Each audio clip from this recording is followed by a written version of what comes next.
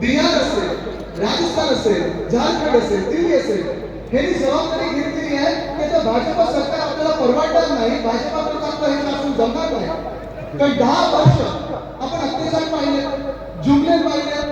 आता जुमल्याचं नाव गॅरंटी केलं 2024 मध्ये.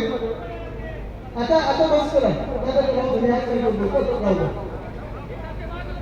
आता येतो का आवाज? ठीक आहे. नाही आवाज असं भाजपवाले दाबत असतील तर सांगतो त्यांना दाबायचा प्रयत्न करू नका. येताना जिथून जिथून रोड शो येत होता तिथे लाईट बंद करत होते, बरोबर ना? तरी आपल्याला कोणी बंद करू शकत नाही. ही भूमिका आज आपण सगळ्यांनी इथे दाखवलेली आहे, ही ताकद आपण दाखवलेली आहे. आणि महत्वाची गोष्ट हीच आहे, बिहार जर आपण पाहिलं, जसं मी सांगितलं दक्षिण भारतात भाजपची एक सुद्धा सीट येत नाही. बिहारमध्ये माझ्याच वयाचे जे आहे तेजस्वी यादव ते देखील लढले. तिथे नितीश कुमार गेली, पलटी मारली, पुन्हा एकदा भाजपसोबत गेले आणि अनेकदा जरी भाजपसोबत सरकार स्थापन केल्यानंतर देखील 1 रुपया सुद्धा जी काही पॅकेज होती वचन दिली होती की आम्ही एवढ्या कोटीचं पॅकेज देऊ, तेवढ्या लाख कोटीचं पॅकेज देऊ, बिहारमध्ये 1 रुपयाची मदत आली नाही. आणि आज तेजस्वी यादव तिथे कमीत कमी 20 सीट जिंकून दिल्लीकडे रवाना झालेले आहेत. झारखंडमध्ये जर आपण परिस्थिती पाहिली तर हेमंत सोरेन साहेब तिकडे मुख्यमंत्री होते. ईडी त्यांचा जो भाजपचा मित्रपक्ष ईडी आणि सीबीआय त्यांच्या घरी पाठवली, उचललं तर त्यांनी आत टाकलं. झारखंड यानं ठरवलेलं आहे की स्वाभिमानी झारखंड आहे, झारखंड ऐकून घेणार नाही, भाजपची हकालपट्टी करणार हे झारखंडने ठरवलेलं आहे. दिल्लीमध्ये अरविंद केजरीवाल साहेबांना मुख्यमंत्री असताना देखील कोणीतरी काहीतरी सांगितलं की आम्ही एवढे पैसे अरविंद केजरीवाल यांना दिले.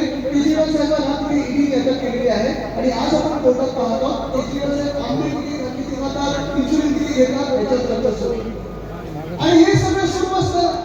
जर तुम्ही 400 पार करणार असाल, भाजप खरोखर 400 पार करणार असतील तर तुम्ही मला सांगा आज महाराष्ट्राची परिस्थिती, आज बिहारमधली परिस्थिती, आज दिल्लीमधली परिस्थिती, आज काश्मीरमधली परिस्थिती आहे, जी परिस्थिती सगळीकडे पाहता भाजप 400 का 300 का 200 तरी पार करू शकणार आहे का? तुम्ही मला सांगा. करू शकणार आहे? आज भाजपच्या मनाची भीती बसलेली आहे. ती भीती जर नसती तर आपल्या महाराष्ट्रामध्ये 2.5 वर्षापूर्वी जी गद्दारी झाली, 2.5 वर्षापूर्वी शिवसेना पक्ष फोडला गेला, नंतर मागच्या वर्षी राष्ट्रवादी काँग्रेस पक्ष फोडला, एक परिवार फोडला आणि ह्या वर्षी आपण पाहिलं असेल काँग्रेसमधून आमदार होण्याचा प्रयत्न केला. हे सगळं चोरून म्हणजे शिवसेना पक्षाचं नाव चोरलं, धनुष्यबाण चोरला, घड्याळ चोरलं, राष्ट्रवादी काँग्रेस पक्ष चोरले, काही काँग्रेसचे आमदार चोरले आणि आता ठाकरे पण चोरायला लागलेले आहे. पण भाजपला सीट काही येणे ते जमणार नाही हे आपण जनतेने ठरवलेलं आहे. आज भाजपकडून जो प्रचार व्हायला पाहिजे होता, 10 वर्ष जर आपण पाहिलं तर बहुमताचं सरकार चालतं, हुकुमशाही चालते या देशामध्ये. असं मिलिटरी सरकार नव्हते की 10-12 पक्ष घेऊन चालवत आहे. स्वतःचं सरकार होतं, बहुमताचं सरकार होतं. मागच्या वेळी 2019 ला 303 मंडळ जिंकून गेले होते. आम्ही देखील त्याच्यासोबत प्रचार केला होता. 2014 मध्ये असेल, 2019 मध्ये असेल, दोन्ही वेळा आपण आम्हीच बसलो नाही, आपण सगळे बसला. आपल्याला वाटलं होतं अच्छे दिन आएंगे. आठवतं का जेवण अच्छे दिन अरे अरे आठवतं का? किती लोक घेतलं होतं? आता असं भाजपमध्ये तुमच्या गावात प्रचाराला आले ना, अजून एक गाणं होतं नोंदू बनावी, नोंदू बनावी. किती लोक घेतलं ती रिंगटोन जरा ऐकू. कारण आपल्याला 2014 मध्ये जी लक्ष्मी दिली होती ते काय सांगितलं होतं? 15 लाख प्रत्येकाच्या खात्यात येणार होते. मी समजतो की आले सगळ्यांच्या खात्यात 15 लाख रुपये आले का? आले सुद्धा हात वरती का? खोके काही आमदारांमुळे तुम्हाला आले 15 लाख रुपये? खोकेवाल्यांना दिले.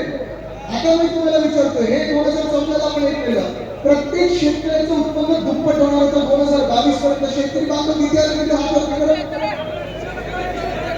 उत्पन्न दुप्पट झालं आपलं? झालं? 2022 पर्यंत प्रत्येकाला घर मिळणार होतं. प्रधानमंत्री आवास योजने किती लोकांना घर मिळालं? प्रधानमंत्री महोदयांकडून हात वरती करा. महागाई कमी होणार हे सांगितलं होतं. डॉलरला रुपये मिळणार होता. आज रुपये किती आहे? डॉलर किती आहे? जीडीपी अर्थव्यवस्थेचं जीडीपी वेगळं, आपलं सामान्य नागरिकाचं जे जीडीपी असतं, गॅस डिझेल पेट्रोल हे जीडीपी कमी होणार होतं. गॅस 2014 ला कितीला होतं? आता कितीला आलंय? हे बरोबर 405 झालं की बघा. आता डिझेल कितीला होतं? आता कितीला आहे?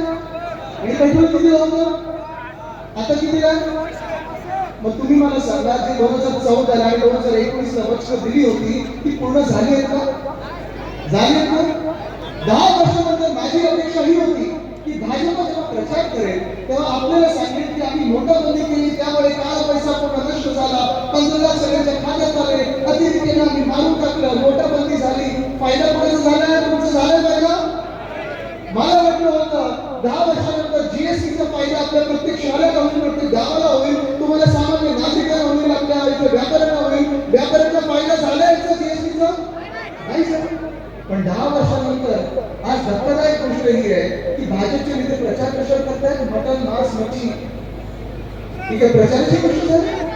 विरोधी पक्ष काय खातं, तुम्ही काय खाता, आणि आज तुम्हाला सांगतो की ही जी हुकुमशाहीबद्दल आम्ही सतत बोलत आहोत, जे आम्ही महाविकास आघाडीमध्ये बोलत आहोत, इंडिया आघाडीमध्ये बोलत आहोत, ती जे खड्डा आहे ही उगाच राजकीय गोष्ट नाही.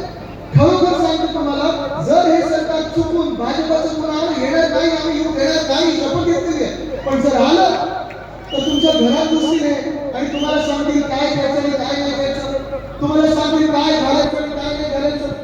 कारण हे खोटं बोलणं कोणी माहीत आहे, तरी घरात घुसणं जेवढे माहीत आहे, भाजपवाले घरात घुसले की घर फोडणार हे तुम्ही लक्षात ठेवा. पण आपल्या या देशाचं दुर्दैव असं आहे, या मागच्या अर्थसंकल्पामध्ये जानेवारीचा अर्थसंकल्प जर आपण पाहिला तर निर्मला सीतारामन ताईंना 4 जाती कमी दिसलेल्या आहेत. त्यांनी